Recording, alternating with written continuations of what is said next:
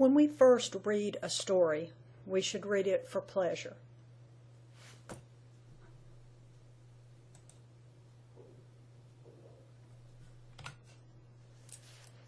Then we read again to evaluate and analyze, to determine how the story incorporates particular elements to achieve its purpose. How does it integrate every element? What is the significance of the purpose of the story, and how fully does it achieve that purpose? And finally, what is the depth, range, and significance of what the story has achieved? When we analyze a story, these are the things that we are considering as we look at the particular elements. To evaluate and analyze, we consider several elements. We consider the plot and structure of the story, the characters, the point of view, whether the story incorporates symbol, allegory, or fantasy, the use of humor and irony, and the use of theme.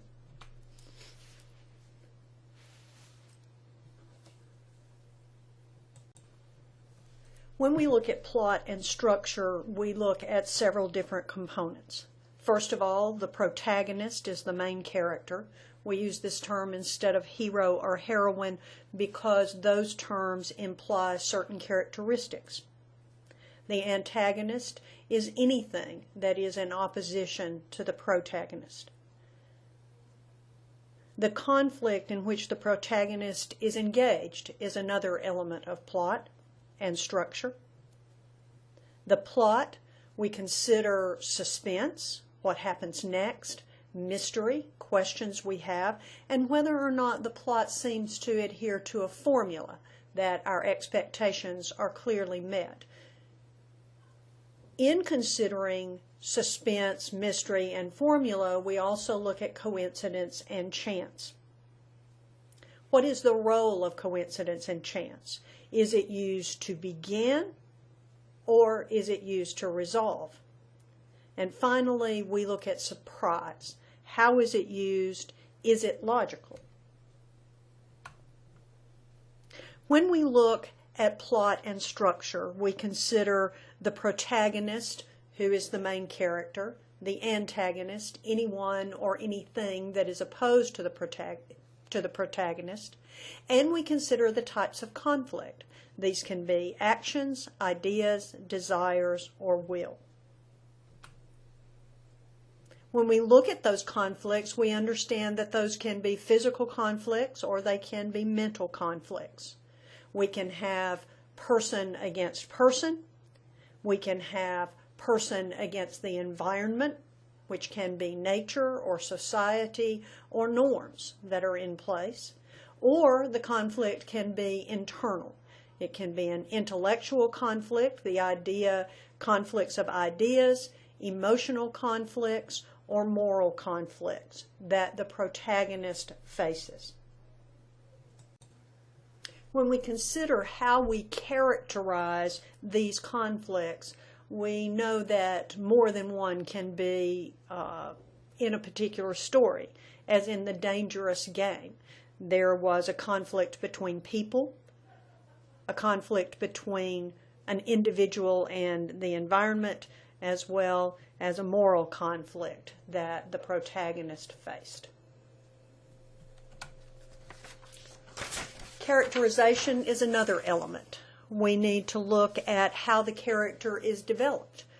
Are we simply told about the character, as in direct description, or is the character revealed in some indirect way through actions or reactions or dialogue?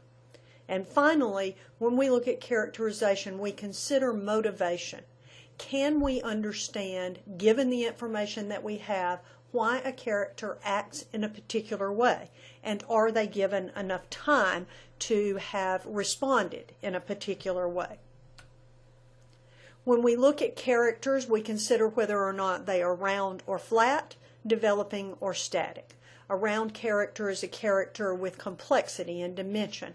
A flat character is one that can be described in a sentence. And then a type of flat character is a stock character, one that we immediately recognize as a type of stereotype.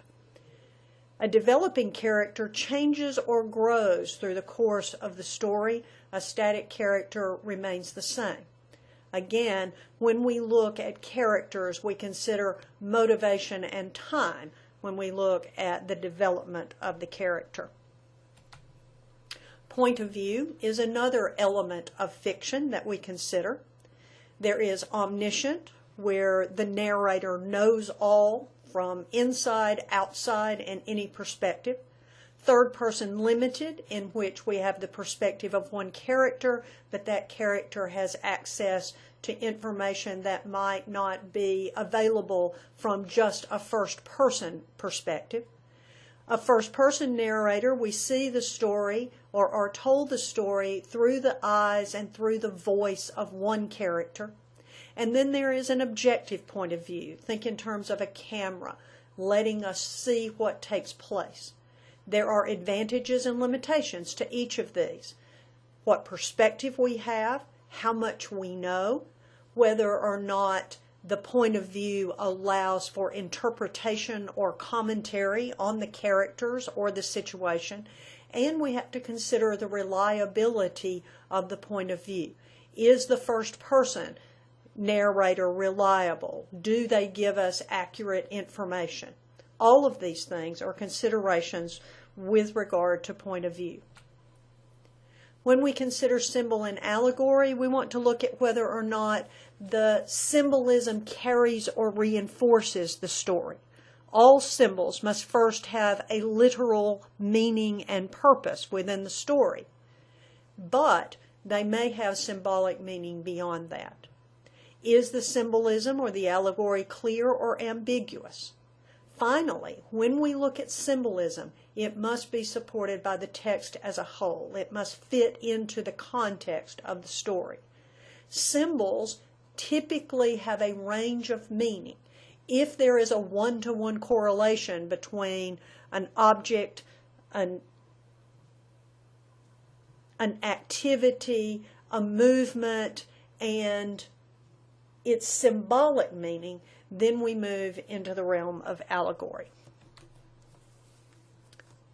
Fantasy means that we move outside of a known reality. But even so, there is a logic that operates within that fantastical place. There must be consistency. That is, that there are rules that are followed even within the fantasy world. And finally, when we look at literary fiction, we consider whether or not fantasy reveals human truths, because even if we are in a fantastical environment, human motivations remain. The same is true for humor when we look at humor within literary fiction. Is the humor there for its own sake, simply to amuse, or does it actually contribute to the overall meaning of the story? Irony, as the saying goes, trumps everything. Irony creates a contrast, whether it is verbal, dramatic, or situational. And through that contrast or that opposition between what is expected or stated and what is actually true, that irony creates meaning.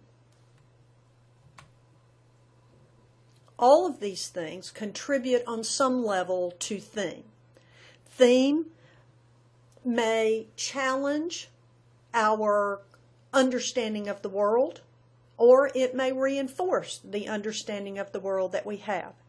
The theme may be implied or it may be clearly stated, but it always accounts for the major details of the story and is not contradicted by any details of the story.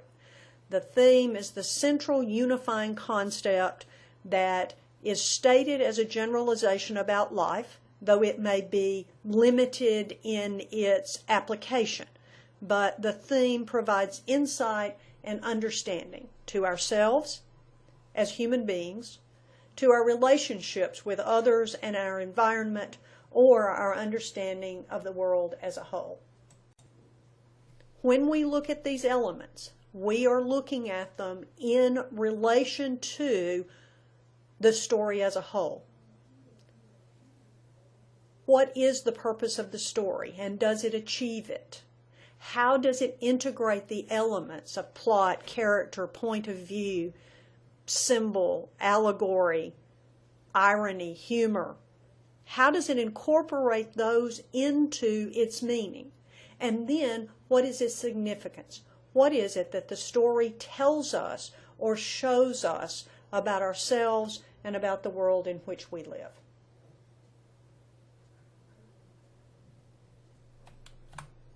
The first time we read a story, we read it for pleasure. Then, when we read again, we read it to evaluate, to consider how each of the elements contributes to the whole.